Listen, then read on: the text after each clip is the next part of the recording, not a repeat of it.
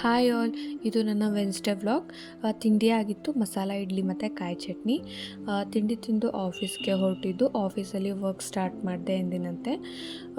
Work requirement ಆಗಿತ್ತು shift incharge towards Mysuru ಲೊಕೇಶನ್ನು for leading beverages manufacturing industry. Work ಮಾಡ್ತಾಯಿದ್ವಿ, ಹಾಗೆಯೇ ಮಳೆ ಬರ್ತಾಯಿತ್ತು, ಸೋನೆ ಮಳೆ, ತುಂಬ ಜೋರು ಅಲ್ಲ, ಚೆನ್ನಾಗಿ ವ್ಯೂ ಕಾಣಿಸ್ತಾ ಇತ್ತು. ಅದಕ್ಕೋಸ್ಕರ ಕ್ಯಾಪ್ಚರ್ ಮಾಡಿಕೊಂಡೆ.